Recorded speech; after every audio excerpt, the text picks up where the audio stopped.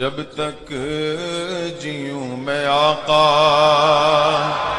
کوئی غم نہ پاس آئے، کوئی غم نہ پاس آئے۔ کیونکہ اسلام کی ترویج و اشاعت اور اس کی تبلیغ کے لیے جو زمین منتخب کیا اللہ رب العزت نے، وہ عرب کی زمین ہے۔ عرب دنیا کے جغرافیہ میں کیا حیثیت رکھتا ہے، اس کی سچویشن جو ہے وہ کتنی امپورٹنٹ ہے، وہ سمجھنا ضروری ہے۔ تو سنگلاخ زمین ہے، صحرا، پانی کی قلت، یہ تمام چیزیں عرب میں موجود ہیں، لیکن اسلام کی ترویج و اشاعت کے لیے اس زمین کو منتخب کیا گیا ہے۔ پہلی بات تو اگر میں اس تاریخ کی ابتدا کے لیے کہوں تو ظاہر سی بات ہے، کل ہم نے عرض کیا اسلام آدم علیہ السلام سے چلا، لیکن عرب کی سرزمین پر یہ دین ابراہیمی کے نام سے آیا۔ سب سے پہلے سیدنا ابراہیم خلیل اللہ علیہ الصلاۃ والتسلیم، اس وقت اللہ تبارک و تعالیٰ نے آپ کو مبعوث فرمایا جب دنیا میں کفر و شرک اور گمراہی و ضلالت پھیل چکی تھی، لوگوں میں کثرت سے اپنی عبادت کروانے کا رواج ہو چکا تھا۔ جیسے کہ نمرود کا زمانہ تھا، وہ طاقت و قوت کے بل بوتے اپنی عبادت کرنے پر لوگوں کو مجبور کرتا۔ اس دور میں سیدنا ابراہیم علیہ السلام تشریف لائے عراق بابل کے شہر میں، عراق کا ایک شہر بابل میں، اور وہاں سے آپ نے نور ہدایت کو منور کیا، ایک خدائے واحد کی عبادت کی طرف لوگوں کو بلایا۔ آپ کی آبادی دشمن ہوئی، خاندان دشمن ہوا، بادشاہ دشمن ہوا، بدلے میں آپ کو آگ میں جھونک دیا گیا۔ آپ وہاں سے نکل کر مصر چلے گئے۔ مصر کی سرزمین کو آپ نے اپنا جائے قیام بنایا، وہیں پر رہنے لگے۔ آپ کی شادی حضرت سارہ سے ہوئی، اولاد نہیں تھی برسوں تک۔ پھر حضرت ابراہیم علیہ الصلاۃ والتسلیم کی مخالفت میں بہت سارے لوگ تھے، حکمران تھے، بادشاہ تھے۔ ایک وقت ایسا آیا کہ مصر کا ایک بادشاہ جو آپ کی مخالفت میں بہت زیادہ آگے تھا، لیکن اللہ تعالیٰ نے اس کے سینے کو نور ہدایت سے روشن کیا، پھر وہ آپ کی عزت و تکریم کیا۔ پھر اس بادشاہ نے اپنی بیٹی ہاجرہ کو ابراہیم علیہ السلام کے ساتھ بیاہ کر دیا۔ شروع سے میں تاریخ میں چل رہا ہوں، سب کو ذہن حاضر رکھنا ضروری ہے کہ حضرت ابراہیم علیہ السلام کو حضرت ہاجرہ دوسرے نکاح میں آئیں، یہ بادشاہ کی بیٹی تھیں، اور ہوا یہ کہ دو بیویاں ایک گھر میں رہیں، معاملات الگ ہو جاتے ہیں۔ تو جب معاملات بدلنے لگ گئے تو حضرت ہاجرہ کے گھر میں ایک بیٹا پیدا ہوا جو حضرت اسماعیل علیہ السلام ہے۔ تو حضرت ابراہیم علیہ السلام کو حکم الہی ہوا کہ اس ماں اور بیٹے کو الگ رکھا جائے اور پہلی بیوی کو الگ رکھا جائے۔ تو ابراہیم علیہ السلام حضرت سارہ کو مصر میں ہی چھوڑ دیے اور حضرت ہاجرہ اور حضرت اسماعیل علیہ السلام کو لے کر عرب کی سرزمین میں داخل ہوئے۔ یہاں سے عرب کی تاریخ شروع ہوتی ہے۔ عرب کی سرزمین کو آباد کرنے والے پہلے انسان ابراہیم علیہ السلام ہیں۔ عرب میں بھی ساری زمین کا انتخاب نہیں، عرب کا جو مرکزی علاقہ تھا وہ مکہ مکرمہ تھا۔ مکہ مکرمہ اور خانہ کعبہ جو آج جہاں پر ہے وہ دنیا کے مرکز میں واقع ہے، سینٹر میں واقع ہے۔ ابراہیم علیہ السلام وہاں تشریف لائے۔ اس وقت کوئی آبادی نہیں تھی، کسی کا گھر نہیں تھا، کوئی مکان نہیں۔ خانہ کعبہ پرانی شکل میں جو فرشتوں کا بنایا ہوا، آدم علیہ السلام کا بنایا ہوا، نوح علیہ السلام کا بنایا ہوا، مٹی کی شکل میں موجود تھا۔ ابراہیم علیہ السلام وہاں پر اپنی بیوی اور اپنے بیٹے کو ایک چھوٹا سا گھر بنا کر دے دیتے ہیں، بغیر چھت کا مکان تھا۔ پھر اس کے بعد وہ وہاں سے چلے گئے، پھر دوبارہ آتے رہے، جاتے رہے۔ اسماعیل علیہ السلام کی عمر جب سن بلوغت کو پہنچی تو ابراہیم علیہ السلام کو حکم ہوا کہ اس خانہ کعبہ کی تعمیر کی جائے۔ تو ابراہیم علیہ السلام نے اپنے بیٹے حضرت اسماعیل علیہ السلام کے ساتھ مل کر کے خانہ کعبہ کی تعمیر کی۔ آپ کو بانی کعبہ بھی کہا جاتا ہے۔ دو ہی باپ اور بیٹے نے مل کر پورے خانہ کعبہ کی تعمیر کی، اس کی دیواریں اونچی کی، جس کا ذکر قرآن پاک میں بھی موجود ہے۔ اس ایک پتھر پر کھڑے ہو کر کے آپ تعمیر کرتے تھے، جس کو آج مقام ابراہیم کہا جاتا ہے۔ پتھر جیسے جیسے دیواریں بلند ہو جاتا، جب آپ کے اترنے کا وقت ہوتا پتھر نیچے ہو جاتا۔ جب تعمیر مکمل ہو گئی خانہ کعبہ کی، تو پھر ابراہیم علیہ السلام نے دعا کی کہ اللہ اس آبادی کو ہری بھری کر دے، شاد و آباد کر دے، اور یہاں رہنے والوں کو ہر قسم کے پھل اور میوہ جات سے تو ان کو رزق عطا فرما۔ آپ کی دعا قبول ہوئی۔ جو بے آباد علاقہ تھا، اب سنیں تاریخ کہاں سے شروع ہو رہی ہے۔ بے آباد علاقہ، کوئی آبادی نہیں تھی۔ ایک قبیلہ آیا جو تجارت کے لیے کہیں کا سفر کر رہا تھا، چونکہ وہاں پر زمزم کا کنواں بھی تھا۔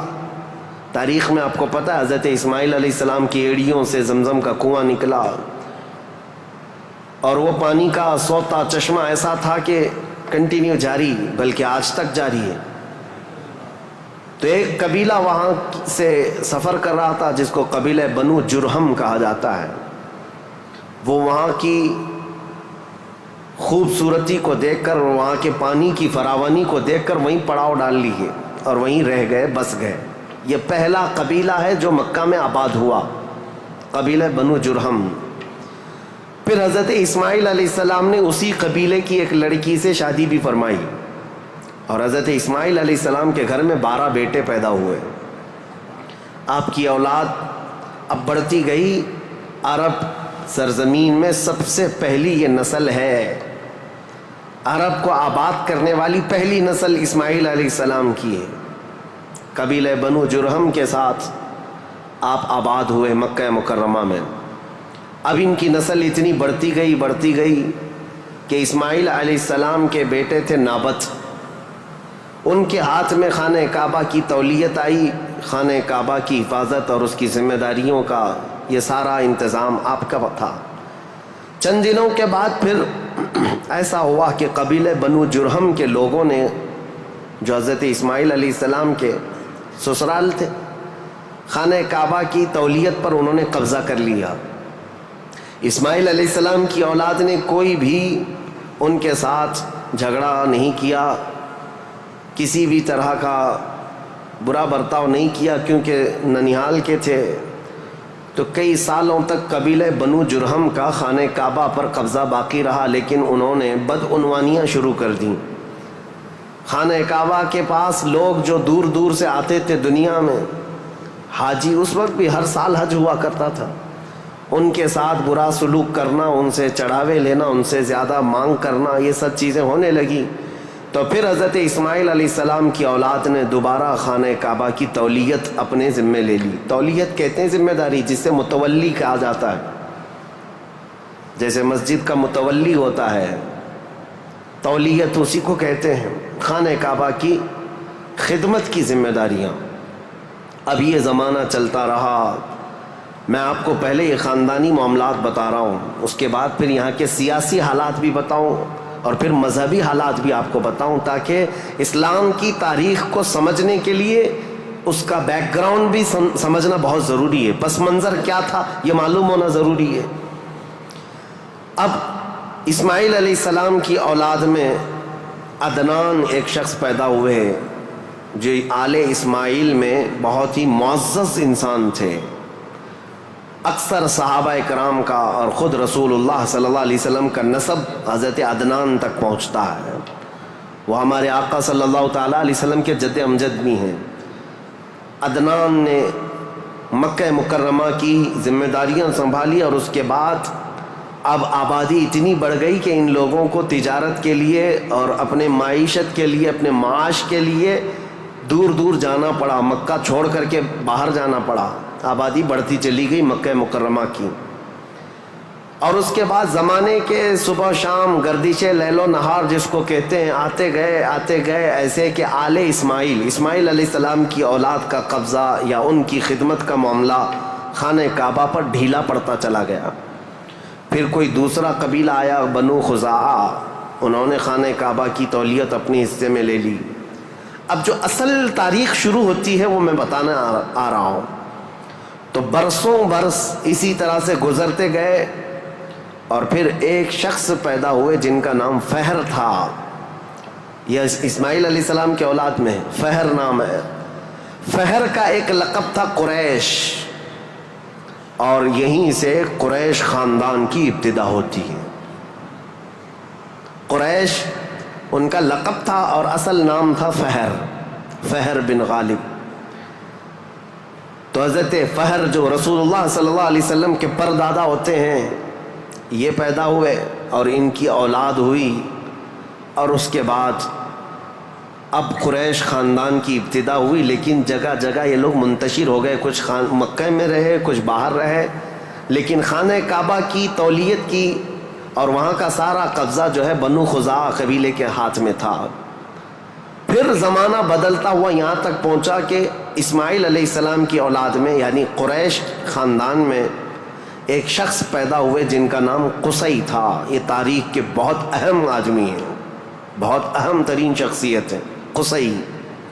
ساری سیاست عرب کی وہیں جا کر ختم ہوتی ہے. قصی ایک کلاب کے بیٹے تھے، لیکن ایسا ہوا کہ باپ کا انتقال جلدی ہو گیا. قصی جو ہے بنو عزرا قبیلے میں ہی پرورش پائے اپنے ننیال میں. جوان ہوئے تو آپ کو بتایا گیا کہ تمہارا خاندان تو اسماعیل علیہ السلام کا خاندان ہے اور خانہ کعبہ کے وہ ذمہ دار رہے ہیں، متولی رہے ہیں. تو وہ اپنے ننیال کو چھوڑ کر کے جب مکہ آئے تو قصی یہ جوان تھے، بھرے جوان تھے. آتے ساتھ ان کے اندر وہ ہنر تھا، پیشانی میں وہ چمک تھی کہ جو دیکھتا دیکھتا رہ جاتا. ظاہر سی بات ہے وہ چمک کسی اور کی نہیں تھی، وہ نور مصطفیٰ کی تھی. قصی نے آتے ساتھ ہی لوگوں کو اپنی طرف مائل کر لیا. لوگ جوق در جوق قصی کے گرویدہ ہو گئے.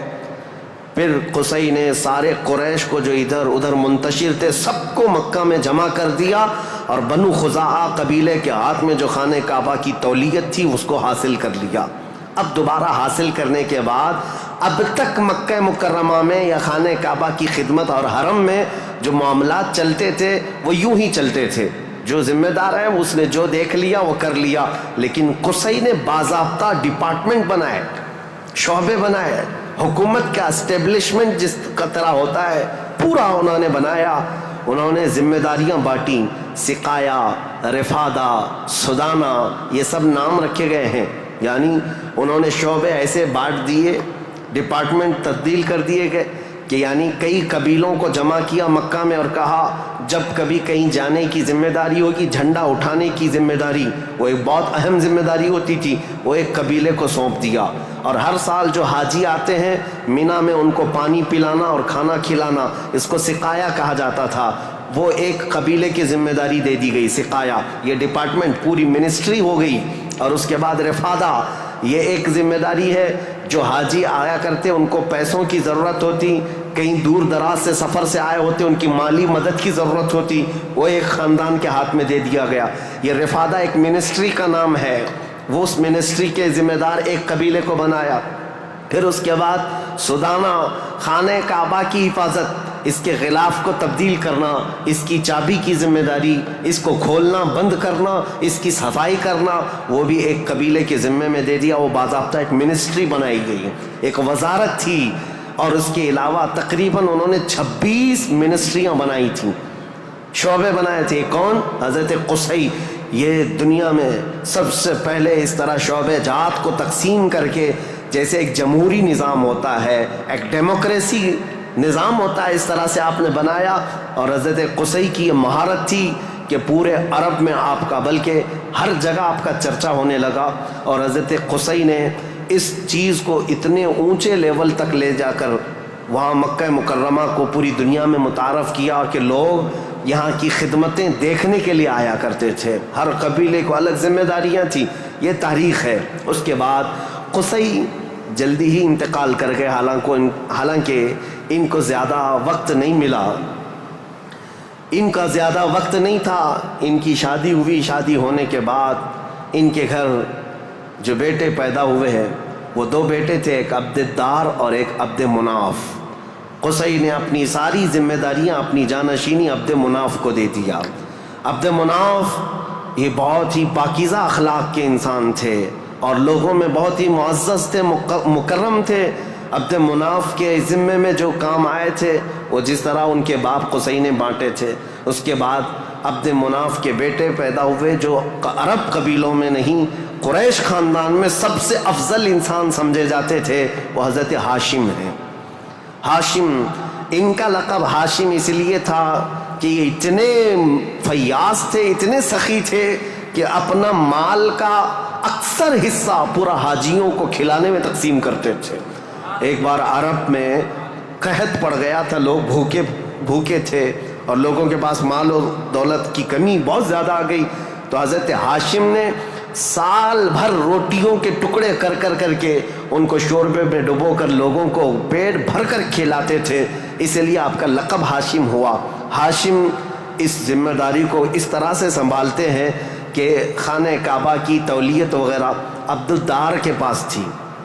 سقایہ رفادہ، جس کو میں ابھی نام دے کر کے جو منسٹریاں بتایا کہ یہ الگ الگ قبیلوں کے ذمے تھی، تو عبدالدار جو ایک ان کے پردادا کے ہی خاندان میں لوگ تھے، انہوں نے بدعنوانیاں شروع کی تھیں، ٹیکس لگایا، حاجیوں سے پیسہ لیا، یہ تمام چیزیں ہونے کی وجہ سے حضرت ہاشم نے وہ ذمہ داریاں بھی اپنے ہاتھ میں لے لیں۔ اب قریش خاندان میں حضرت ہاشم کے پاس جو ذمہ داریاں تھیں وہ یہ تھیں کہ آپ رفادہ یعنی حاجیوں کو مالی مدد دینے کے بھی آپ ہی ذمہ دار تھے، سقایہ مینا میں حاجیوں کو پانی پلانے کے ذمہ دار بھی آپ ہی تھے، اور سدانہ خانہ کعبہ کی چابی اور کلید بردار جو کہتے ہیں وہ بھی ذمہ داریاں آپ نے لے لی تھی۔ اتنا ہی نہیں، ندوہ ایک وہاں کی ایسی بیٹھک کا نام ہے جو عدالت بھی ہے، پارلیمنٹ بھی ہے، مشورے کی جگہ ہے، جہاں سب کے فیصلے کیے جاتے تھے، وہ بھی حضرت ہاشم کے ذمے میں تھی۔ حضرت ہاشم، ان کا بھی معاملہ ایسا ہوا کہ انہوں نے شادی فرمائی اور ان کے ہاں ایک ہی بیٹا پیدا ہوا جن کا نام شیبہ تھا۔ حضرت ہاشم کے گھر ایک بیٹا پیدا ہوا شیبہ، اور اس کے بعد حضرت ہاشم کا انتقال ہو گیا۔ شیبہ بچپن میں ہی اپنے باپ سے محروم ہوئے، اور ان کے چچا تھے مطلب جن کا نام تھا، ہاشم کے بھائی، سگے بھائی تھے۔ مطلب نے یہ شیبہ کو گود لے لیا اور پرورش کی، اور اتنی اچھی پرورش کی کہ لوگ جو ہے شیبہ کو ان کے اصلی نام کی بجائے مطلب کا غلام یا مطلب کا بیٹا کہتے ہوئے عبد المطلب ہی کہنے لگ گئے۔ یہ عبد المطلب میرے آقا صلی اللہ تعالیٰ علیہ وسلم کے سگے دادا ہیں، عبد المطلب، ان کا اصل نام شیبہ ہے۔ اب یہ خانہ کعبہ کی تولیت کی ذمہ داری سب سے لمبے عرصے تک سنبھالنے والے یہی ہیں، کافی لمبا ٹائم ان کو ملا۔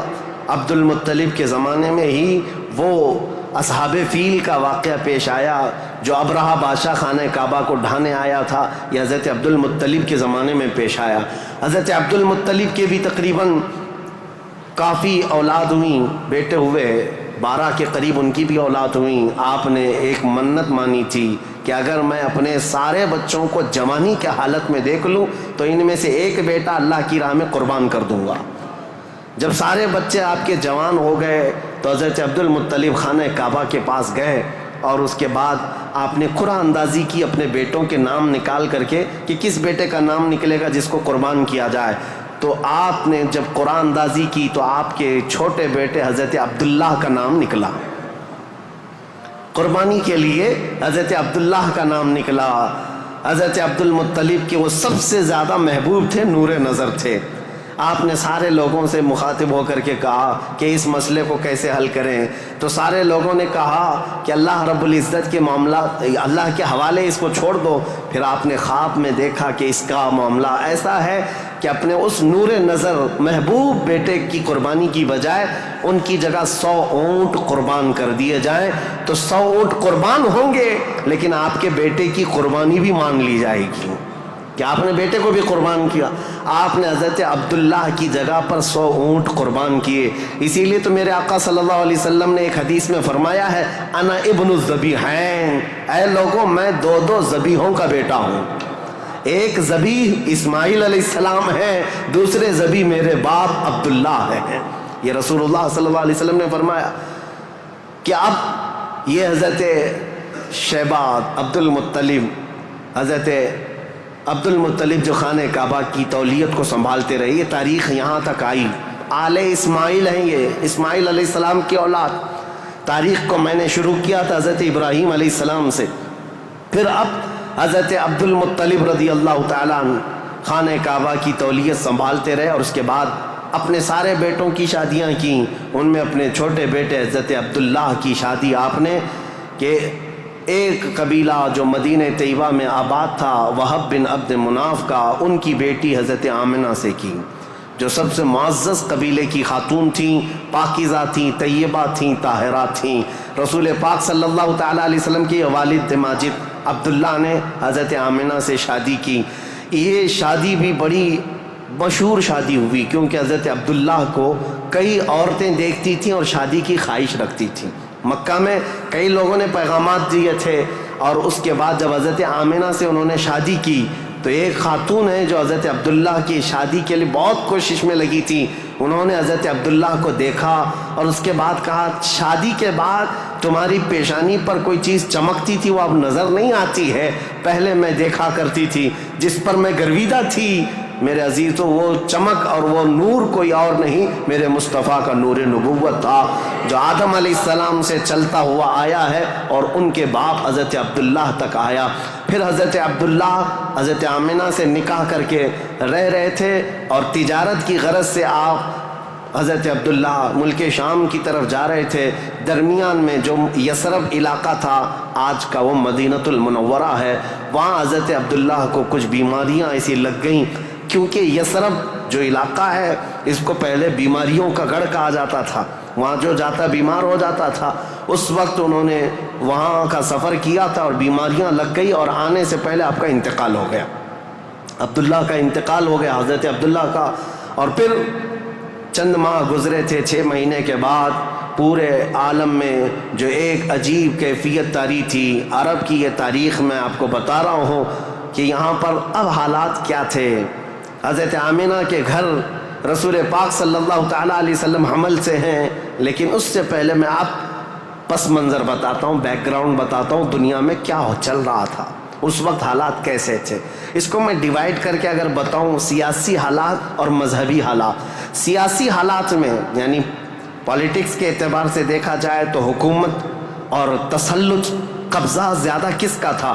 اس دور میں سب سے بڑی 2 حکومتیں تھیں، ایک پرشین امپائر اور ایک رومن امپائر، روم کی حکومت اور فارس کی حکومت۔ ان دونوں کا بہت بڑا اثر و رسوخ تھا، پوری دنیا کی بات کر رہا ہوں، یہ سپر پاور طاقتیں تھیں۔ عرب میں بعض لوگ پرشین امپائر کے انڈر میں کام کرتے تھے، بعض لوگ رومن امپائر کے انڈر میں کام کرتے تھے۔ مذہب کے اعتبار سے ہم بعد میں بات کرتے ہیں۔ اب یہ حالات تھے کہ حکومت اور تسلط، قبضہ، سیاسی اثر و رسوخ سب سے زیادہ یہ 2 حکومتوں کا تھا، جس کی وجہ سے آئے دن نئی نئی جنگیں ہوتی تھیں۔ رومن امپائر یہ چاہتی تھی کہ دنیا پورا قبضہ کر لیں، پرشین امپائر یہ چاہتے تھے کہ پوری دنیا ہم قبضہ کر لیں۔ اس آڑ میں 2 سپر پاور کے ٹکراؤ میں پوری دنیا میں جنگیں روز روز چلتی رہتی تھیں۔ یہ حالات تھے سیاسی۔ عرب لوگوں کی خود کی کوئی حکومت نہیں تھی، ان کی خود کی کوئی حکومت نہیں تھی، لیکن وہی مکہ مکرمہ سے جو ان کے خاندانی حالات کی سرداری چلتی تھی بس۔ لیکن دنیاوی حکومت کے اعتبار سے یہ لوگ پرشین امپائر کے انڈر میں کام کرتے تھے یا پھر رومن امپائر کے انڈر میں کام کرتے تھے۔ یہ 2 طرح کی حکومتیں چل رہی تھیں۔ اب مذہبی حالات کے اعتبار سے دیکھا جائے تو میں 4 حصوں میں تقسیم کرتا ہوں پوری دنیا کو، 4 حصوں میں۔ فارس، جس کو آج پرشیا کہیں آپ، ایران جو آج کے دور کا ہے، اس کی سرحدیں اور بھی بڑی تھیں، بلند تھیں۔ پرشیا یا جس کو اس وقت پرشین امپائر کہا جاتا ہے۔ مذہبی حالات کیا تھے ان کے؟ مذہبی حالات اتنے خطرناک تھے کہ ان کے ہاں شروع سے کبھی ایک خدا کا تصور آیا ہی نہیں، یہ شرک میں ہی مبتلا رہی قوم ہے، ہمیشہ بتوں کی، ہمیشہ آگ کی پرستش کرنے میں سب سے زیادہ مشہور قوم ہے یہ پرشیا کے لوگ، یعنی فارس کے لوگ۔ آگ کی پوجا میں ان کا کوئی نام ثانی نہیں تھا، 1000 سال تک ایک آگ کو بجھنے نہیں دیتے تھے لوگ۔ اس طرح کئی بت کدے تھے، کئی آتش کدے تھے۔ یہ فارس کے علاقے میں یہ حالات تھے کہ ایک خدا کا تو تصور ہی نہیں تھا، اور غلبہ ایسا تھا کہ جو حاکم ہوتا تھا اس کی عبادت کی جاتی تھی، جو مال والا ہے اس کے سامنے سجدے ہوتے تھے، جس کی طاقت ہے اس کے سامنے جھک جائے۔ یہ حالات پرشیا کے تھے۔ اور روما کے حالات کیا تھے؟ جو رومن امپائر ہے، روم، یہاں پر عیسائی زیادہ طور پر آباد، اس زمانے میں بھی تھے، پہلے سے بھی، کیونکہ عیسیٰ علیہ السلام کے بعد ان کے حواریوں کے ذریعے سے جو دین پھیلا وہ روما میں زیادہ تھا، جو آج کا اٹلی ہے، یونان ہے اور جورجیا وغیرہ کے علاقے، آج یہ سب رومن امپائر کے انڈر میں تھے اور یہاں عیسائی زیادہ تھے۔ لیکن ایسے عیسائی کہ اصل عیسائی دین کو انہوں نے مسخ کر دیا تھا، ختم کر دیا تھا۔ جو دین الہی تھا، اللہ کا دین تھا، عیسیٰ علیہ السلام جو لائے تھے، اس کو انہوں نے اتنا خلط ملط کر دیا تھا کہ عیسیٰ علیہ السلام کے جگہ جگہ مجسمے، اسٹیچو بنائے ہوئے تھے۔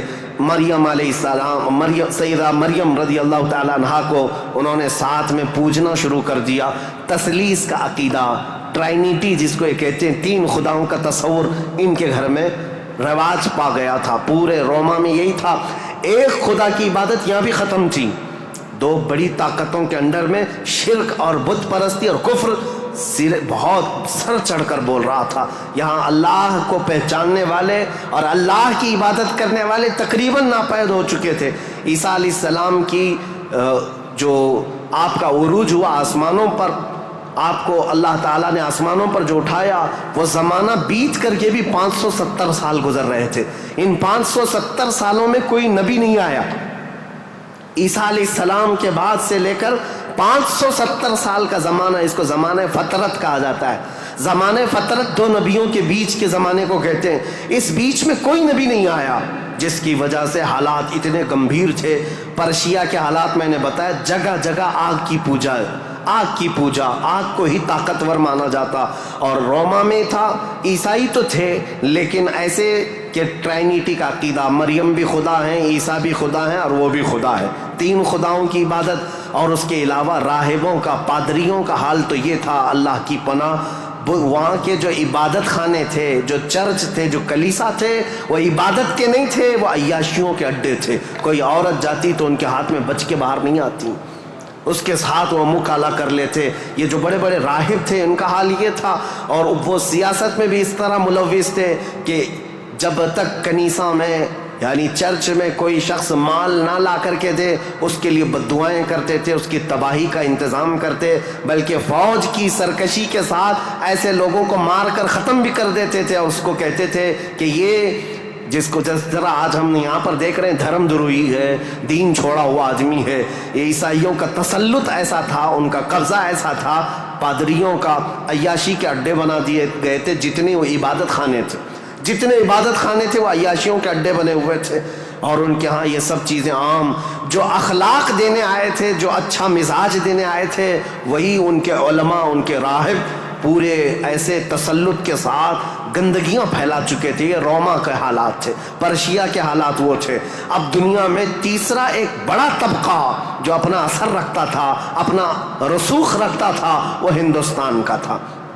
ہندوستان جس کو ہم اکھنڈ بھارت کہیں، یہ ہندوستان، اس کی سیمائیں، اس کی سرحدیں اتنی نہیں تھی جو آج کشمیر سے کنیا کماری تک یا گجرات سے لے کر کے بنگال کی کھاڑیوں تک ہے، بلکہ اس کی سیمائیں ایران کی سرحدوں تک پہنچتی تھی۔ افغان، پاکستان، بنگلہ دیش، نیپال، جو آج ایک الگ الگ ریاستوں میں، الگ الگ ملکوں میں تبدیل ہیں، یہ سب ہندوستان کے علاقے ہوا کرتے تھے۔ ہند اس وقت کے حالات کیا تھے ہندوستان کے، میں اس وقت کی بات کر رہا ہوں، عیسیٰ علیہ السلام کے عروج آسمانی کے 570 سال کے بعد ہندوستان کے حالات بڑے دیگرگوں تھے، کیونکہ یہاں پر بھی شروع سے بت پرستی بہت زیادہ تھی، بلکہ تاریخ نگاروں نے لکھا ہے اس وقت ہندوستان کی آبادی اگر 1 کروڑ تھی تو یہاں کے خدا جو بنائے گئے تھے وہ 2 کروڑ تھے۔ یعنی انسانوں کی آبادی سے بڑھ کر کے خدا تراشے گئے تھے، ہر قبیلے کا نہیں، ہر خاندان کا نہیں، بلکہ ہر انسان کا 2 خدا، 3 خدا، 4 خدا، جس کی جیسی حیثیت ویسے خدا بنائے ہوئے تھے۔ اور یہاں پر اخلاقی حالات اگر دیکھے جائیں تو وہ بھی اس طرح کہ جیسے کل بھی میں نے بتایا تھا، کاسٹزم میں یہ لوگ ایسے ملوث تھے کہ برہمن الگ، شودر الگ، دلت الگ، چھتری الگ، یہ سب چیزوں کو کاسٹ میں بدل کر کے، ایسے کہ کسی دلت کو ایک مقدس کتاب چھونے کی بھی اجازت نہیں ہوتی، برہمن سے مصافحہ کرنے کی بھی اجازت نہیں ہوتی، اگر کسی دلت نے برہمن کی لڑکی کو چھو بھی لیا تو اس کا ہاتھ کاٹ دیا جاتا، اور اگر گیتا کے شلوک سن لیتا تو اس کے کان میں کھولتا ہوا تیل ڈال دیا جاتا تھا۔ یہ سب حالات یہاں کے تھے، یعنی اخلاقی پستی، اخلاقی گراوٹ یہاں پر بھی تھی۔ روما کے حالات بھی اچھے نہیں تھے، پرشیا کے حالات بھی اچھے نہیں تھے، ہندوستان کے حالات بھی، اور عورتوں کے لیے تو یہ اس قدر سخت تھے، اللہ اکبر۔ یہاں کسی عورت کا شوہر مر جاتا تو عورتیں ساتھ میں اپنے شوہر کی چتا کے ساتھ آگ لگا لیتی، جس کو ستی کہا جاتا تھا۔ ستی ایک رسم ہے، تاریخ میں آج بھی موجود ہے۔ بیوہ عورت کو جینے کا حق نہیں تھا، بیوہ عورت اپنے شوہر کی آگ کے ساتھ خود بھی جل جاتی تھی، وہ چاہے جوان ہو، چاہے 2 مہینے کی دلہن کیوں نہ ہو، اسے جلا دیا جاتا۔ چند سالوں کے بعد پھر جلانے کا رواج ختم ہوا، پھر بیوہ عورت کو جنگلوں میں بھیج دیا جاتا کہ وہ وہاں رہے، وہیں آباد رہے، اس کا گھر میں آنا اب شگن۔ آج تک یہ بری روایت موجود ہے، جاہلوں کے آج بھی پائی جاتی ہے، غیر مسلموں کے ہاں، کہ اگر کوئی بیوہ عورت اچھے تقریبات میں شامل نہیں ہو سکتی، اچھے فنکشنز میں نہیں آ سکتی، کھانے پکانے کے وقت نہ آ جائے، یہ اب شگن ہو جائے۔ عورت اگر حیض اور نفاس کے عالم میں ہو تو اس وقت تو اس کے ساتھ جانوروں سے بدتر سلوک ہوتا، اس کا گلاس الگ، اس کا برتن الگ، اس کا کھان پان الگ، بلکہ جانوروں کا جس طرح سے الگ رکھا جاتا تھا عورت کا بھی الگ رکھا جاتا تھا، عورت کو پستی کی طرف دھکیل دیا گیا تھا۔ یہ تاریخ یہاں کی تھی، ہند کی۔ 3 بڑے طبقے دنیا کے میں بتا رہا ہوں، ایک روما میں، ایک پرشیا میں، ایک ہندوستان میں۔ اخلاقی پستی اس قدر تھی، کفر و شرک غالب تھا، اور اس کے علاوہ اب چوتھی ایک قوم بچتی ہے۔ ان سب کے بیچ میں اگر کوئی تھوڑی بہت شدھ بدھ رکھتی تھی، کوئی تھوڑا بہت اچھا مزاج رکھتے تھے تو اس زمانے میں عزت تھی، تو وہ بنی اسرائیل کی تھی جو یہودی تھے، بنی اسرائیل۔ لیکن ان کے حالات ایسے تھے کہ غرور اور گھمنڈ ان کو اتنا تھا کہ وہ یہ کہتے تھے کہ پوری روئے زمین پر سب سے افضل لوگ ہم ہیں، اللہ کے محبوب ہم ہیں، اللہ کے بیٹے ہم ہیں، ہم کو اللہ کبھی عذاب نہیں دے گا، کبھی اللہ ہم کو آگ نہیں دکھائے گا۔ یہ سب اتنا غرور تھا اپنے افضل ہونے کا کہ کوئی نبی آتے تو ان نبیوں کا قتل بھی کر دیتے۔ ان بنی اسرائیل نے، یہودیوں نے 10,000 کے قریب نبیوں کا قتل کیا ہے، 10,000 کے قریب نبیوں کا قتل کیا یہ بنی اسرائیل، اور اللہ کی لعنت ان پر ایسی، اللہ کا غضب ان پر ایسا، غیر المغضوب علیہم ولا الضالین پڑھتے ہیں آپ، اور قرآن پاک میں اللہ تعالیٰ نے فرمایا ہے کہ اللہ وباءوا بغضب من اللہ، وہ اللہ کے غضب کے ساتھ لوٹی ہوئی قوم ہے۔ یہودی جو تھے بنی اسرائیل، اس دور میں ان کا حال یہ تھا کہ تھوڑے بہت یہ بت پرستی تو نہیں کرتے تھے، دوسرے خداؤں کی طرف جھکتے تو نہیں تھے، لیکن سود خوری ان کی فطرت میں داخل تھی۔ سود اتنا کھاتے تھے کہ کسی بھی غریب کی زندگی تباہ و برباد کر دیتے۔ سود کا نظام سب سے زیادہ یہ یہودیوں کی طرف سے، اور آج بھی پوری دنیا کو کریڈٹ کے پلیٹ فارم پر لا کر کھڑا کرنے والی قوم کوئی اور نہیں، یہ اسرائیلی ہیں، یہ یہودی ہیں۔ پوری دنیا کو کریڈٹ بانٹ کر کے، ان کو قرضہ دے کر کے، ادھار دے کر کے اس پر نفع لینا، اس پر انٹرسٹ کمانا، یہ یہودی فطرت میں داخل تھا۔ اور یہ سود کی لعنت ان کے ساتھ آج سے نہیں، پہلے سے ہے۔ اس کو حلال سمجھ کر کے کھاتے ہیں، اس کو ترہ امتیاز سمجھتے ہیں، اور یہ سمجھتے ہیں یہ ہماری عقل مندی ہے، ہماری دانائی ہے کہ ہم پوری دنیا کا مال اپنی طرف کھینچ لیتے ہیں۔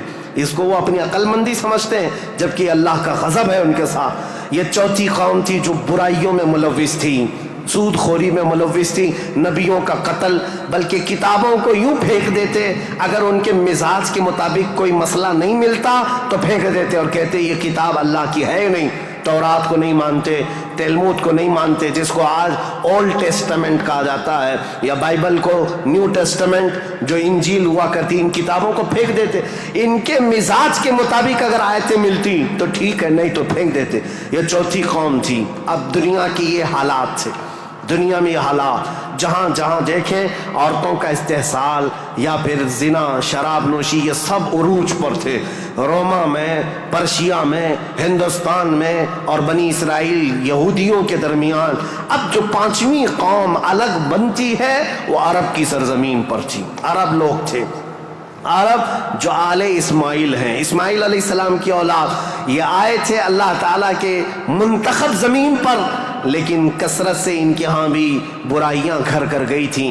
یہ ایسے ہو گئے تھے کہ ان کے ہاں بتوں کی تراشنے کی عادت بڑھ گئی، انہوں نے اپنے ہاتھوں سے خدا بنا لیے تھے۔ خانہ کعبہ جو مرکز تھا وحدانیت کا، اس خانہ کعبہ کے اندر بھی انہوں نے بت رکھ دیے تھے، اور خانہ کعبہ کی چھت پر ایک بت ہوا کرتا تھا جس کا نام حبل تھا، ایک بت تھا جس کا نام عزا تھا۔ اس کی پوجا کرنا تو حج کے ارکان میں شامل کر دیا تھا، حج کے ارکان میں تھا عزا کی پوجا کرنا۔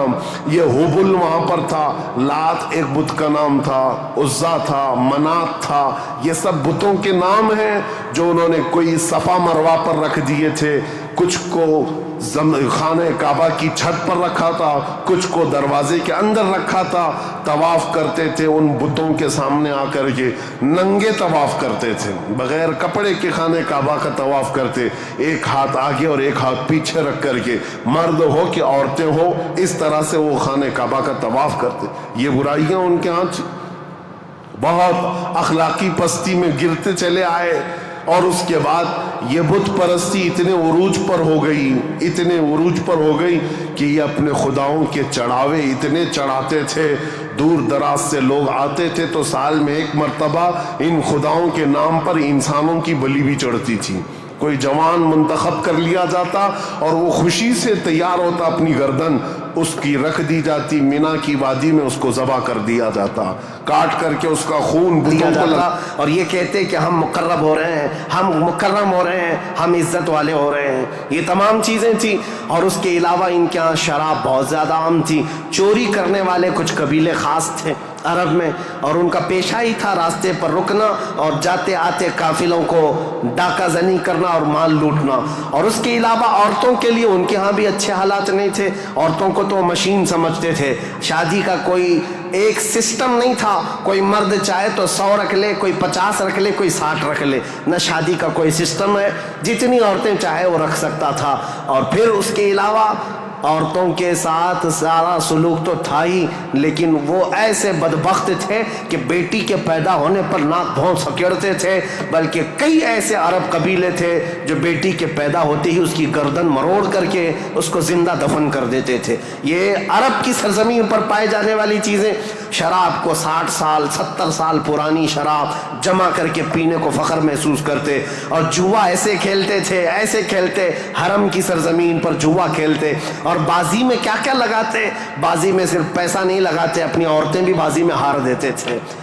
کوئی جوے میں کسی کی عورت جیت لیتا، کسی کی بیٹی جیت لیتا، کوئی کسی کی بہن جیت کر کے آتا۔ یہ قمار بازی، یہ جوا بازی اس قدر عام تھی۔ میں نے دنیا کے یہ سطحی حالات مختصر انداز میں آپ کے سامنے رکھے۔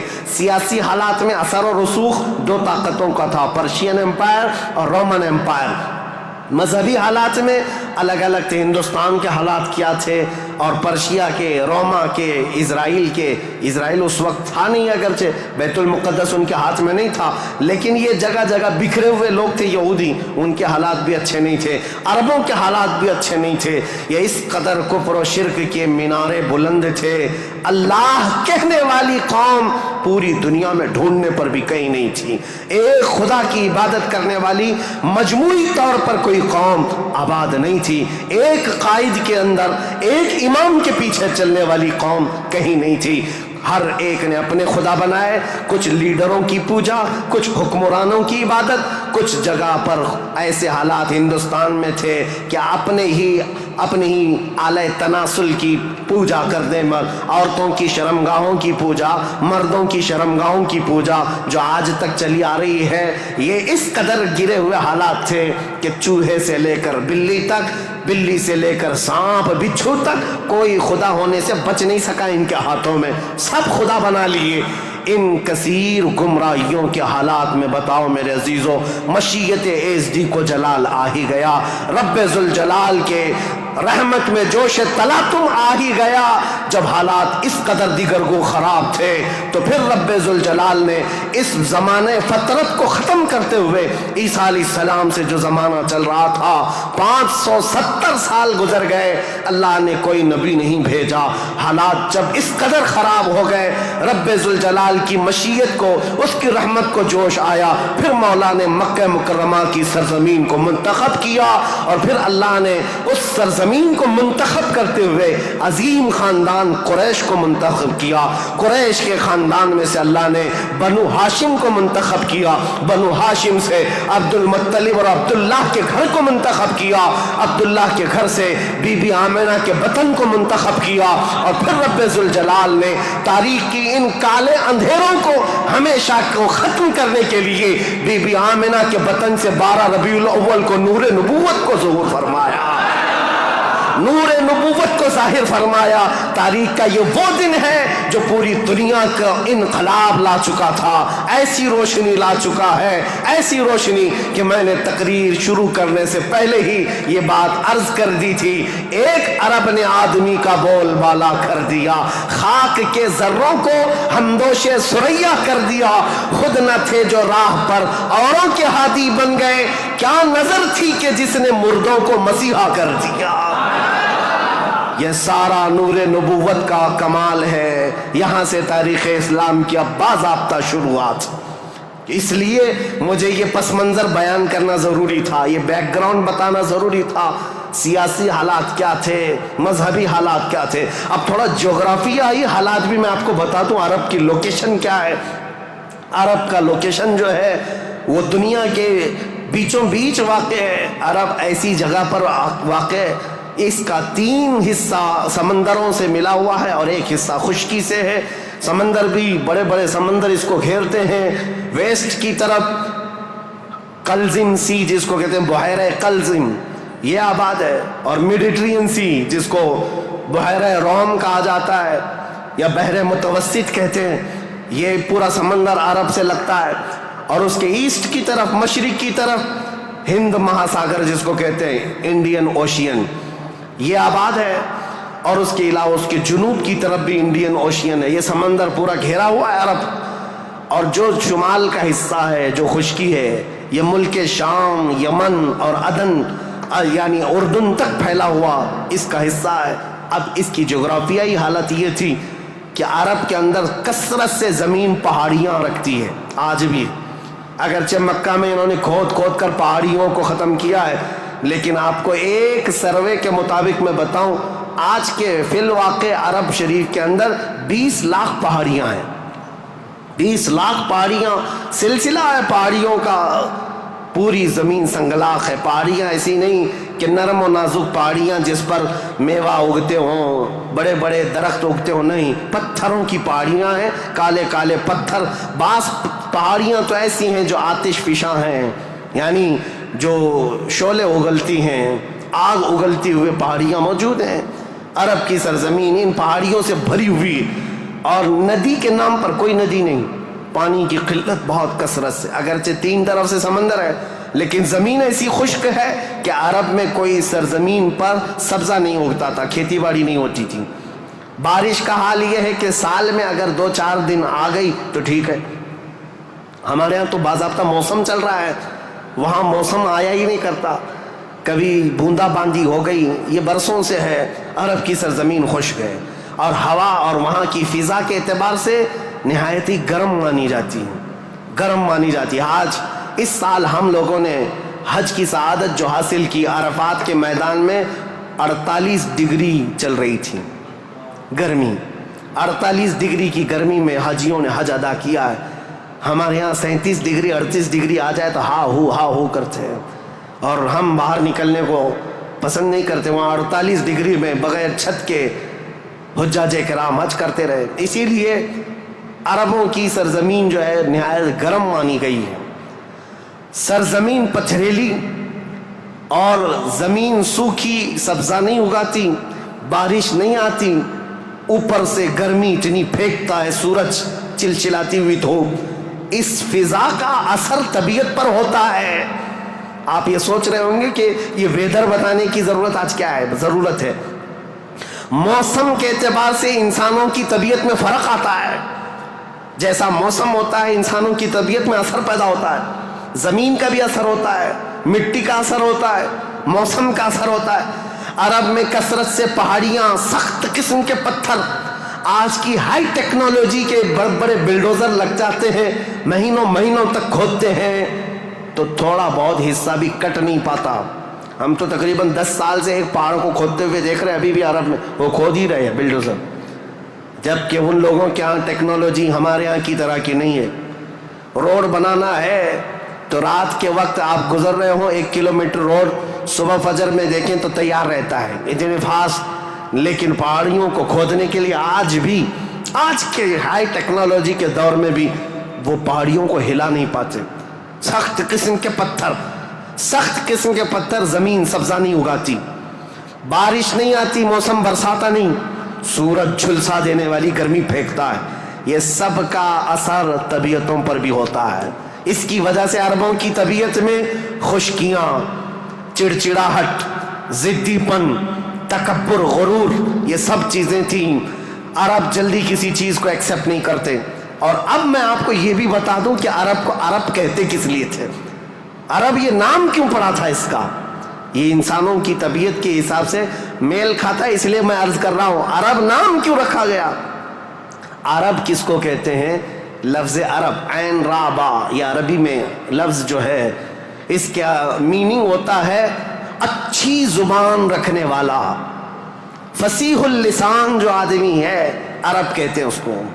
یہ عرب اپنے آپ پر اتنا غرور رکھتے تھے, وہ کہتے تھے کہ پوری دنیا میں اگر سب سے اچھی زبان ہے تو ہماری ہے, باقی کو عجم کہتے ہیں. عجم کا مطلب ہوتا ہے گونگا, وہ ہم سب کو گونگا کہتے ہیں. سارا عجم ہے, عرب کو چھوڑ کر کے جتنا ہے وہ سب عجم ہے.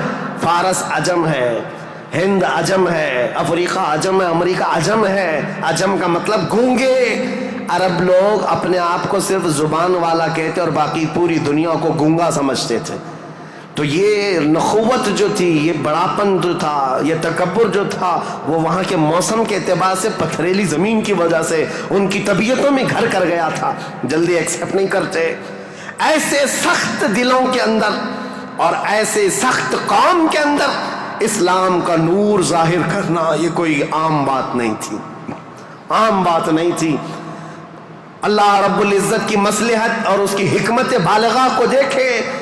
اللہ کریم نے اپنے آخری رسول کے لیے جو زمین منتخب فرمائی وہ افریقہ کی سرزمین نہیں تھی, نہ ہی کوئی ہند کی سرزمین, نہ یورپ کی سرزمین, بلکہ عرب کی سرزمین کو منتخب کیا گیا. اس لیے مجھے زمین کا جغرافیہ بتانا ضروری ہے کہ یہ لوکیشن کے اعتبار سے بیچوں بیچ میں آباد ہے, پوری دنیا کا سینٹر کہلاتا ہے. اس لیے کہ یہاں سے روشنی نکلے تو پوری دنیا میں پھیلے. یہاں سے نکلا ہوا ابر ہر زمین پر بارش بن کر کے برسے گا, اور برسا بھی. اللہ کریم نے مکہ مکرمہ کی سرزمین کو منتخب فرمایا. طبیعتیں کیسی تھی, اکھڑ مزاج لوگ تھے, ان کے درمیان میرے آقا کو پیدا کیا اللہ نے.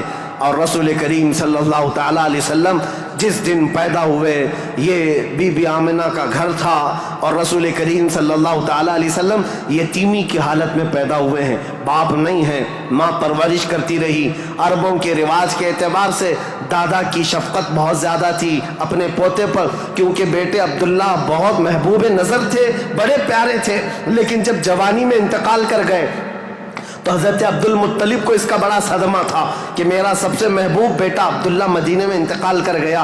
تو اپنی بہو حضرت آمنہ اپنے پوتے حضور اکرم صلی اللہ تعالیٰ علیہ وسلم کی پرورش میں جی جان لگا دیا.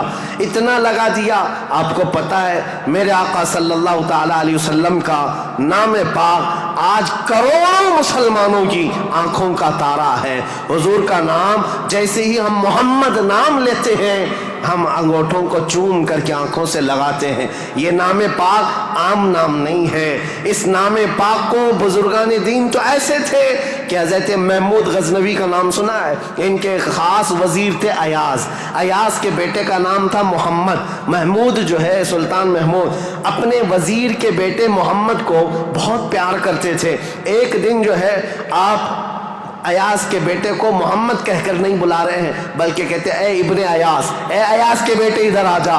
ایاز نے سن لیا، کہا آج سلطان غضبناک ہوں گے، میرے بیٹے کا نام لے کر کے نہیں پکارا، باپ کے نام سے پکارا ہے. بعد میں حاضر ہو کر پوچھا سلطان میرے بیٹے سے کوئی خطا ہوئی، آپ خفا تو نہیں ہیں؟ اس کے نام سے نہ پکارتے ہوئے اس کو ابن ایاز کہہ کر پکارا. سلطان محمود نے کہا ایاز ایسی بات نہیں، خفا نہیں، بلکہ میں وضو کی حالت میں نہیں تھا اس لیے تیرے بیٹے کا نام محمد ہے، میں بغیر وضو کے کبھی اس کا نام بھی نہیں پکارتا. اور علامہ عبد الرحمن جامی فرماتے ہیں 1000 بار بشویم دہن ز مشک و گلاب ہنوز نامے تو گفتن کمال بے ادبیس. یا رسول اللہ 1000 بار میں اپنے منہ کو گلاب کے پانی سے، مشک و عنبر کے پانی سے دھو لوں، اس کے بعد بھی آپ کا نام پکارنا میں بے ادبی سمجھتا ہوں. یہ علامہ عبد الرحمن جامی. میں بات کیوں کہہ رہا ہوں حضور کے نام کی؟ یہ محمد نام کسی اور نے نہیں، حضرت عبد المطلب نے رکھا تھا. آپ کے دادا، آپ کے جد امجد جیسی حضور کی پیدائش ہوئی تھی گھر دوڑے دوڑے آئے تھے بی بی آمنہ کے اور فوراً اٹھا کر کے گودی میں لے لیا اور خانہ کعبہ کے پاس آئے اور خانہ کعبہ کے سامنے ہاتھ پھیلاتے ہوئے اللہ کی بارگاہ میں عرض کرنے لگے اللہم ھذا ابنی سمیتہ محمدا.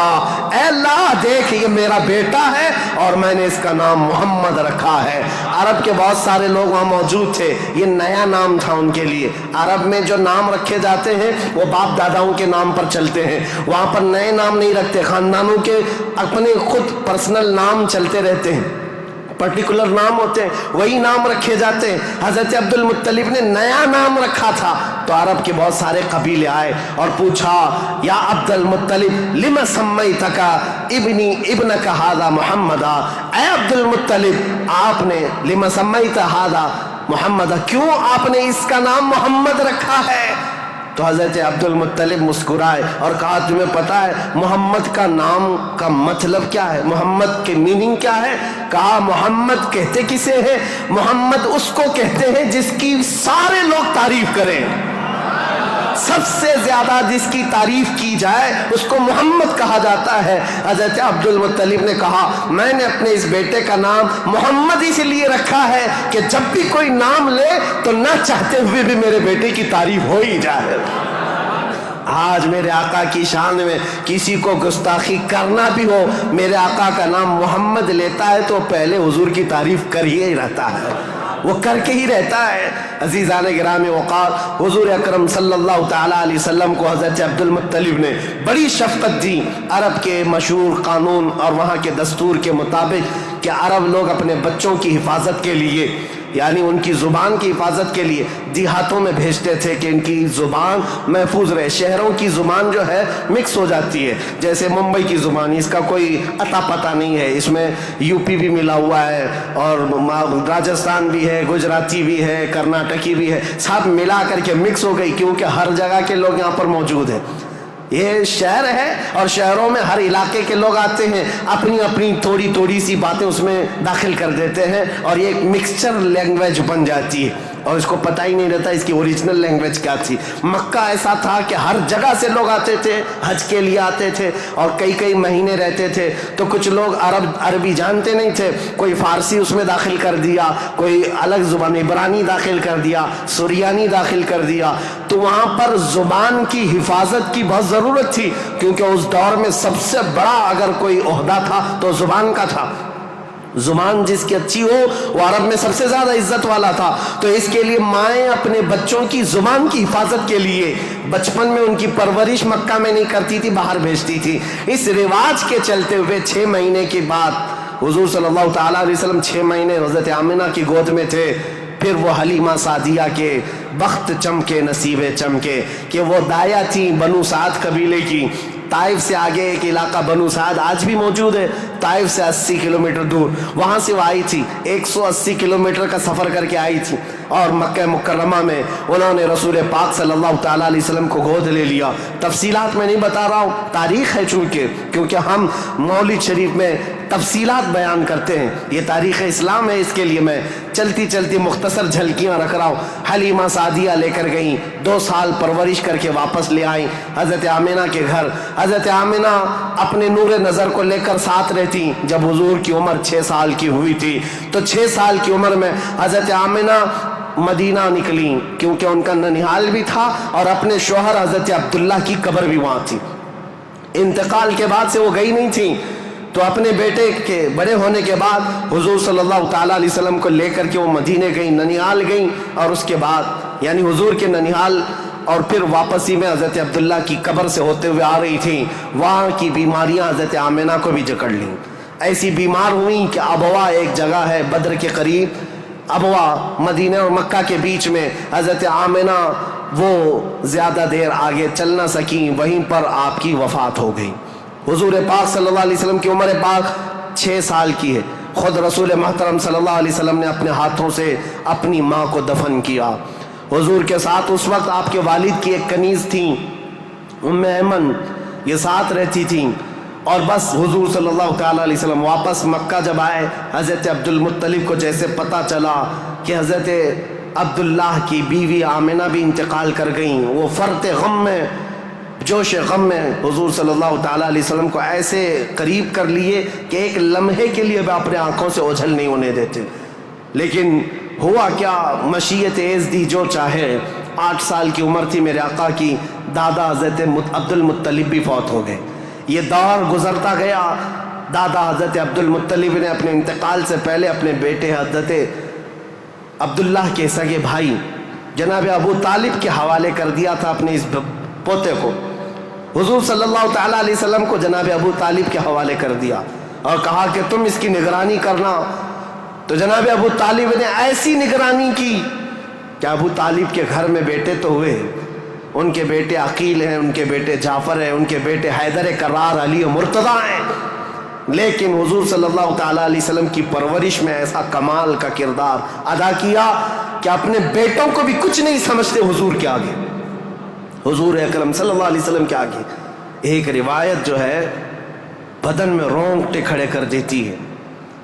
میں آج بھی بحث نہیں کروں گا ایمان ابو طالب کے متعلق، ہمارا قتل آرا بحثوں میں سے ہے، ہمارا ٹاپک آج تاریخ اسلام ہے، لیکن ان کی پرورش کا انداز ایسا تھا۔ صرف ایک بات اگر میں بتا دوں، شعب ابی طالب میں جب 3 سال تک مکہ والوں نے حضور صلی اللہ علیہ وسلم کا بائیکاٹ کیا تھا، سوشل بائیکاٹ، کبھی بھی حملہ ہونے کا اندیشہ رہتا تھا کہ لوگ آ کر کے حضور کو قتل نہ کر دیں۔ رات کے وقت، کیونکہ عرب اتنے دشمن تھے رسول پاک صلی اللہ علیہ وسلم کے اعلان نبوت کی بات کر رہا ہوں، یہ روایت بیچ میں عرض کر رہا ہوں۔ جناب ابو طالب رات کے وقت جب حضور سو جاتے تھے تو ان کو اٹھا کر کے دوسری جگہ سلاتے، اور حضور صلی اللہ علیہ وسلم کی جو جگہ خاص تھی، حضور کی جو چادر تھی، اس جگہ اپنے بیٹے کو سلا دیتے تھے، اور یہ کہتے ہماری نیند کے وقت میں اگر کوئی دشمن آ کر حملہ بھی کرے تو محمد پر حملہ نہ ہو، میرے بیٹے پہ حملہ ہو۔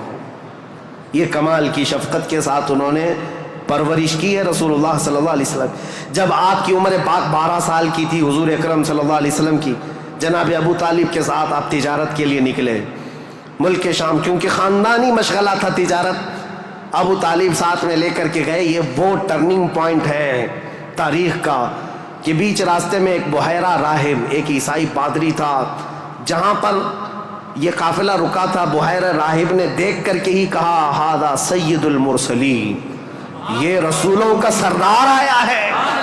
عیسائیوں نے پوچھا تمہیں کیسے پتا؟ کہا میں نے ان کو دیکھا، یہ 12 سال کی عمر کے، جب یہ آ رہے تھے رات کے وقت پہاڑوں کے اوپر سے اتر رہے تھے، میں نے دیکھا کہ سارے پہاڑ سارے جتنے بھی درخت ہیں وہ اس 12 سالہ لڑکے کے لیے سجدے میں گرے ہوئے ہیں، اور میں نے دیکھا کہ دن میں یہ جب چلتے ہیں تو سورج کی روشنی ان پر نہیں پڑتی، بادل کا ایک سایہ ان کے اوپر سایہ بنائے ہوئے چلتا ہے، بادل کا ایک ٹکڑا سایہ بنائے ہوئے چلتا ہے۔ یہ بحیرہ راہب نے ابو طالب کو بلا کر پوچھا یہ کون ہے؟ کہا میرا بھتیجا ہے۔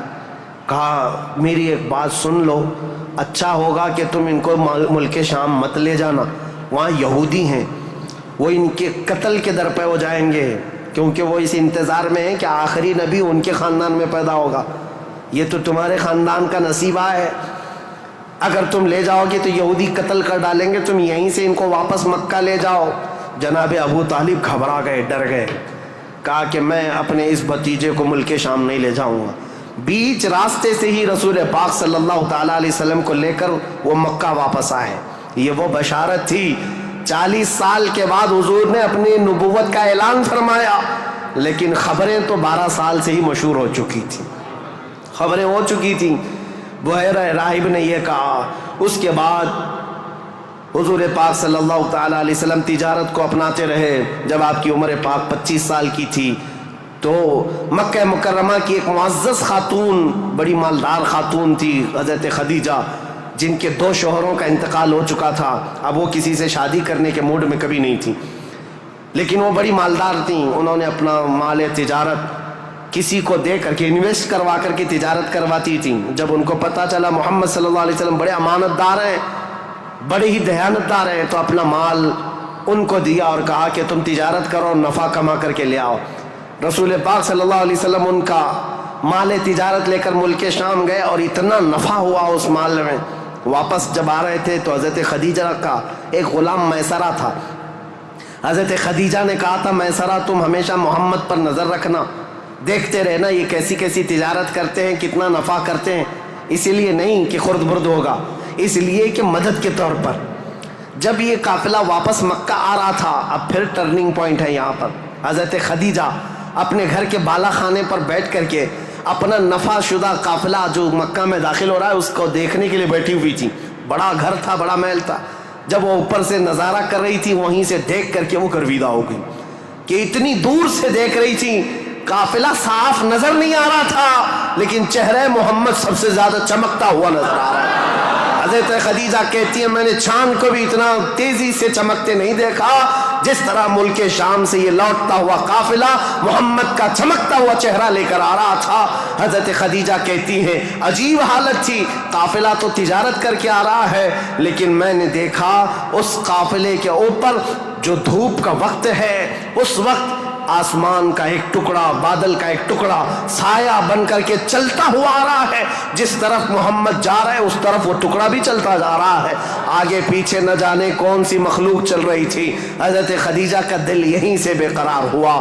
ملک شام سے تجارت کر کے واپس آنے کے بعد، جبکہ حضرت خدیجہ کی 2 شادیاں آلریڈی ہو چکی تھی، انتقال ہو چکے ان کے شوہروں کے، 40 سال کی عمر ہو چکی تھی، شادی کرنے کا کوئی خیال نہیں تھا، لیکن حضور پاک کے چہرے پاک کو دیکھنے کے بعد، ان کی خصوصیات دیکھنے کے بعد، نفع لیتے ہی آپ نے پیغام بھیج دیا محمد صلی اللہ تعالیٰ علیہ وسلم سے، کہا کیا آپ مجھ سے نکاح کرنا چاہیں؟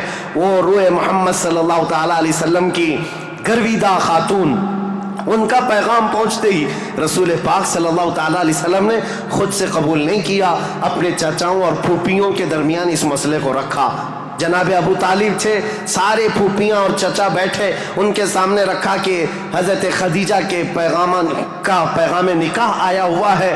سارے لوگوں نے کہا تمہیں پتہ ہے خدیجہ پورے مکہ میں طاہرہ کے نام سے جانی جاتی ہیں، سب سے پاکیزہ خاتون، عزت تو ایسی تھی کہ ادنا سے ادنا آدمی بھی اور اونچا سے اونچا آدمی بھی حضرت خدیجہ کی طرف چہرہ اٹھا کر نہیں دیکھتا، ان کی عزت بڑی تھی۔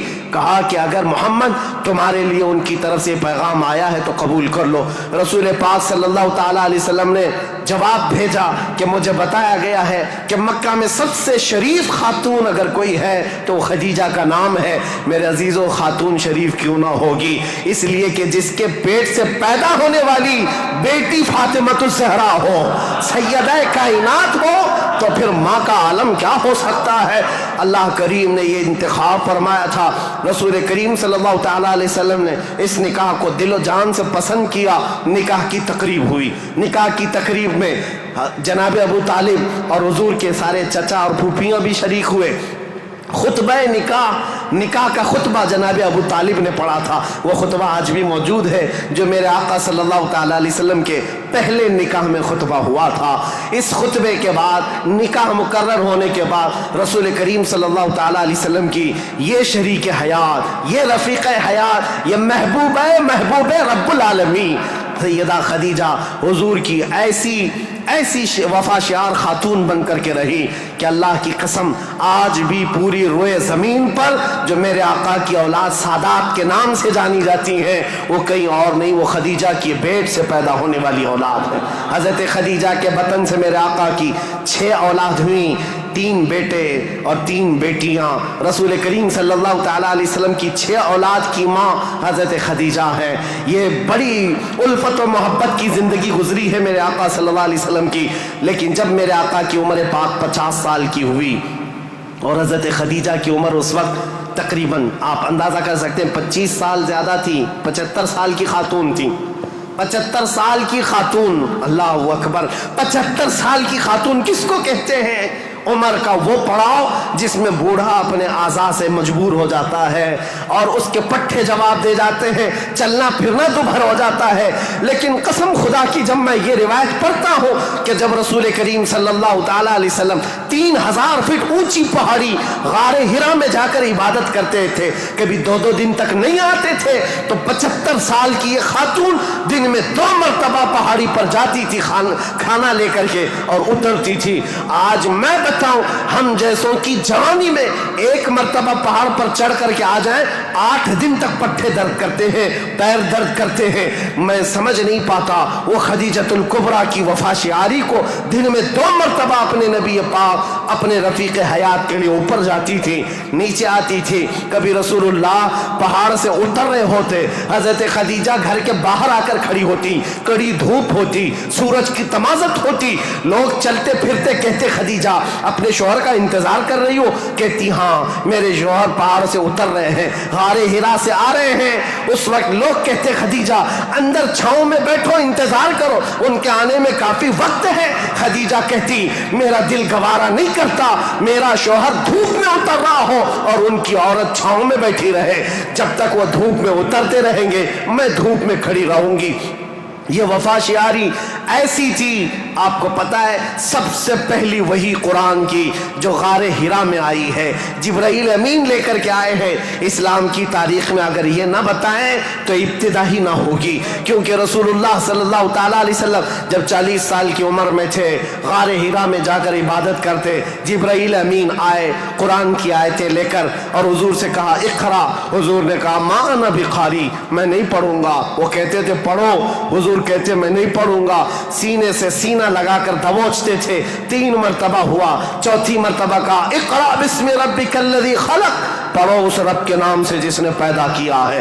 رسول محترم صلی اللہ تعالیٰ علیہ وسلم نے پڑھنا شروع کیا اور پھر آیتیں سب سے پہلے جو آئی ہیں، اسلام کی ابتدا نور الہی کا ظہور ہے، نور الہی کا نزول ہے، اللہ کا کلام اتر رہا ہے پہاڑ پر، پہاڑ کی چوٹیوں پر، جس کو آج بھی جبل نور کہا جاتا ہے، نور کی پہاڑی، جہاں نور اترا، نور کا پہاڑ ہے۔ اور کس پر اترا؟ جس پر اترا وہ نور علی نور ہے۔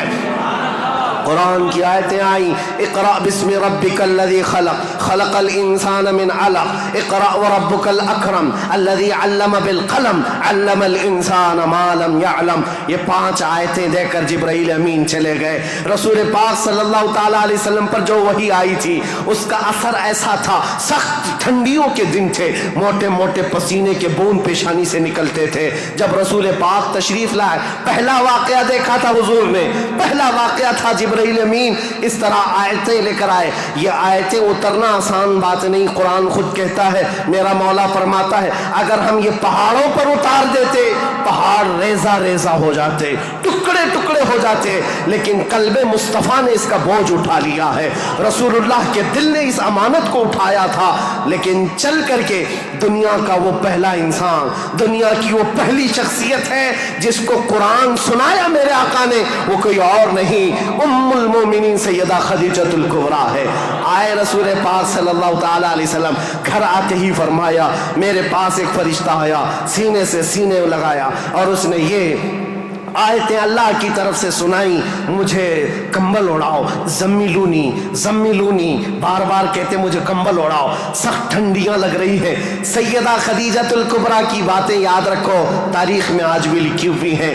ڈھارس بندھانے والی، تسلی دینے والی، حوصلہ دینے والی خاتون ہو تو زندگی کمال کی ہے۔ عزیزان گرامی کہتی ہیں اے محمد عربی صلی اللہ تعالی علیہ وسلم، اے اللہ کے رسول، آپ یتیموں کا بوجھ اٹھاتے ہیں، آپ بیواؤں کی مدد کرتے ہیں، آپ کمزوروں کا ہاتھ پکڑتے ہیں، آپ کے ساتھ کبھی برا ہو ہی نہیں سکتا، یہ جو اترا ہے وہ آپ کی بھلائی کے لیے ہے۔ ان قریب آپ دیکھیں گے زمین و آسمان کی ساری چیزیں اللہ تعالیٰ آپ کے لیے مسخر فرما دے گا۔ یہ خدیجۃ الکبریٰ رضی اللہ تعالیٰ عنہ کی حوصلہ افزائیاں تھی۔ یہاں سے میرے آقا صلی اللہ تعالیٰ علیہ وسلم پھر مکہ تشریف لائے، اور آپ کو پتہ ہے سب سے پہلے مکہ مکرمہ میں اب تاریخ اسلام کی شروعات ہے، تاریخ اسلام کی شروعات ہے۔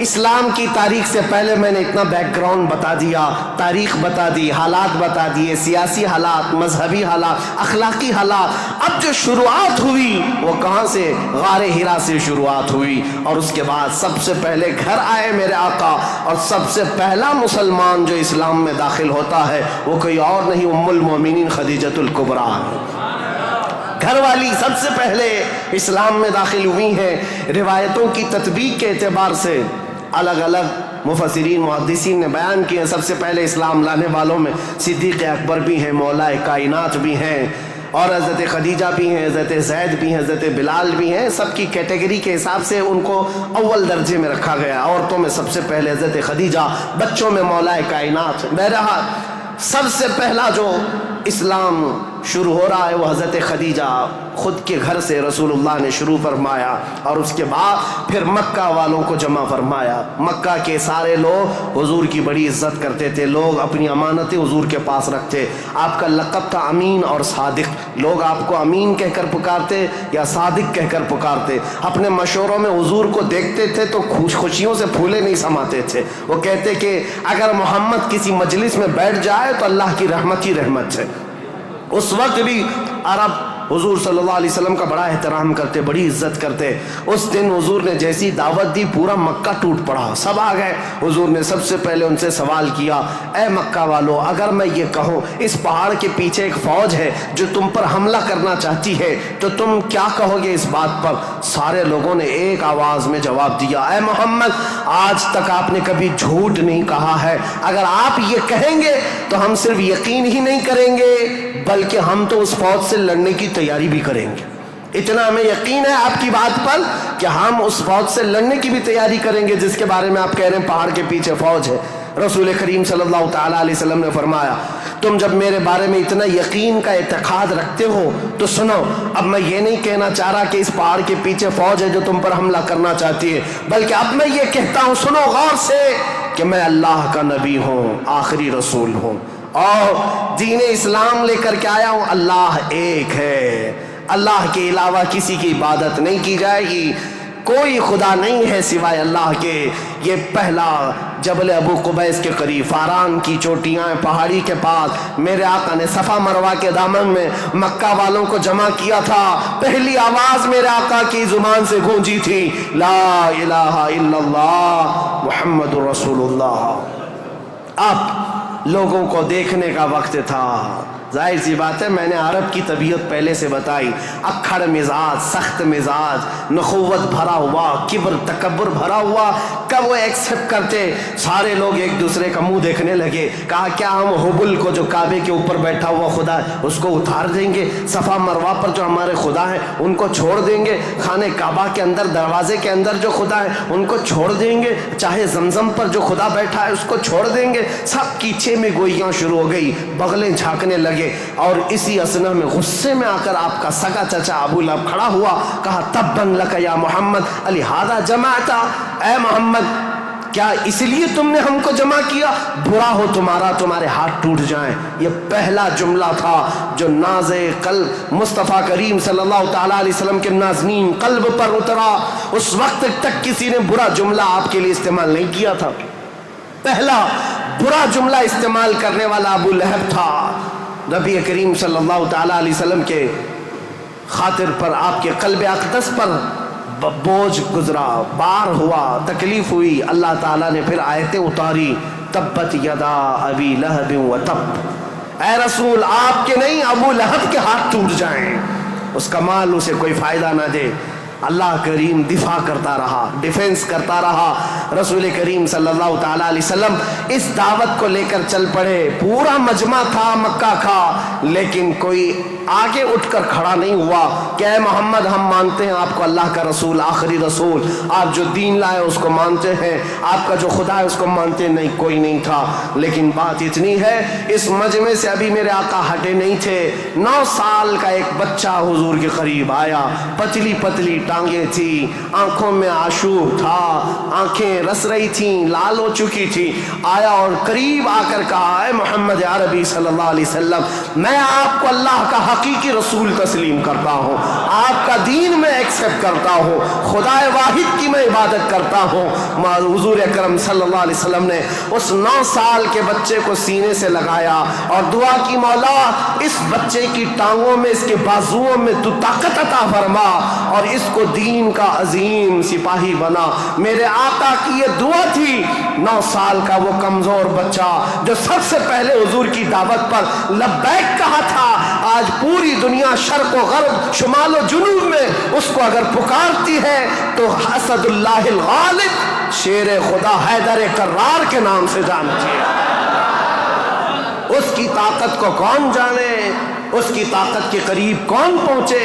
لا فتح الا علی، لا سیف الا ذوالفقار۔ اس حیدر کرار کو جو طاقت و قوت تھی، جو خیبر شکن ہے، پھاٹک کو اکھاڑ کر پھینک دینے والا، مرحب کے لوہے والے لباس پر تلوار کی ایک ضرب لگا دے تو اس کے سر سے لے کر سینے تک ٹکڑے کر دینے والی تلوار رکھنے والا، یہ طاقت کہیں اور سے نہیں، یہ دعائے مصطفیٰ سے ملی ہوئی ہے۔ میرے آقا صلی اللہ تعالیٰ علیہ وسلم کی اسلام کی تبلیغ کی شروعات یہاں سے ہوئی۔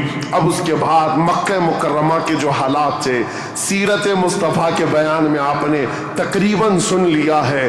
تقریباً 13 سال میرے آقا نے مکہ مکرمہ میں تبلیغ فرمائی، مشقتیں اٹھائی، مصیبتیں برداشت کی، کئی صحابہ کی یہاں پر شہادتیں ہوئی، یہاں پر حضرت سمیہ کا قتل ہوا ہے، حضرت عمار بن یاسر کو یہاں پر مارا گیا، حضرت یاسر کو جلایا گیا، اور یہاں پر حضرت خبیب بن عدی، حضرت زید بن دسنا، حضرت خباب بن عرت، ان کے مسلے کیے گئے تھے، کان کاٹے گئے، ناک کاٹے گئے، ان کی زبانیں کاٹی گئی، ان کے ہاتھ پیر کاٹے گئے اور ان کو پھانسی پر چڑھایا گیا۔ یہ ساری تکلیفیں میرے آقا نے برداشت فرمائیں۔ 13 سال تک بلال حبشی کو تو پیروں میں رسی ڈال کر کے مکہ والے کھینچتے تھے، بدماش لڑکے پورے مکہ کی گلیوں میں گھماتے۔ ان کا آقا جو امیہ تھا وہ آپ کے سینے پر گرم سل رکھتا، گرم ریت پر آپ کو سلایا جاتا۔ آج کی زمین پر آج بھی آپ مکہ میں جائیں، دوپہر کے وقت آگے 1 منٹ آپ بغیر چپل کے کھڑے ہو کر کے دکھا دیں، اللہ کی پناہ آپ کے پیروں میں چھالے نہ آئیں تو بات کرنا، آپ کے پیروں میں آبلے نہ پڑ جائیں تو مجھ سے کہنا۔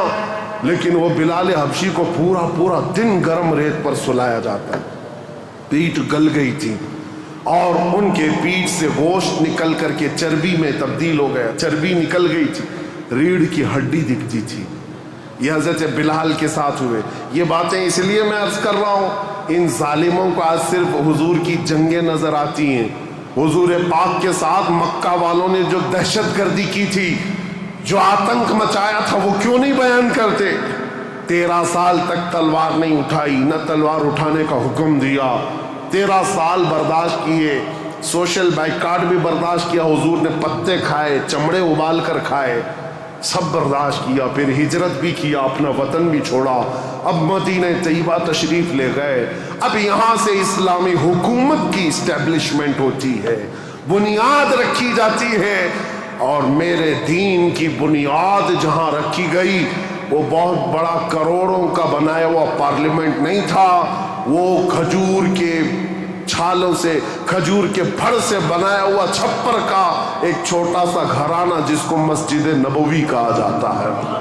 یہ مسلمانوں کا مرکز تھا، یہ پارلیمنٹ تھا میرے آقا کے یہاں سے اسلام کی حکومت کا آغاز ہوتا ہے، یعنی اسٹیبلشمنٹ جو ہوئی۔ اب یہاں سے رسول اللہ صلی اللہ علیہ وسلم نے باضابطہ بادشاہوں کو اسلام کی تبلیغ دی، لوگ جوک در جوک اسلام لاتے رہے، اور اس کے بعد اسلامی فتوحات بھی ہوئیں، غزوات ہوئے، جنگیں ہوئیں۔ نبی کریم صلی اللہ تعالیٰ علیہ وسلم کا یہ جو مدنی دور ہے حضور کا، یہ بڑے سنہرے ابواب میں لکھا گیا۔ وہ ہجرت کا 8واں سال تھا۔ انشاءاللہ العزیز کل میں حضور اکرم صلی اللہ علیہ وسلم کے مدنی دور کے آخری حالات اور پھر حکومت کا جو اسٹیبلشمنٹ ہے اور اس کے بعد خلافت کا آغاز، جو خلافت کی تاریخ ہے، کیسے خلافت قائم ہوئی، کس طرح سے خلافت کے لیے معاملات آئے، انشاءاللہ تاریخ اسلام کی آگے کی اور بنیادیں آپ کے سامنے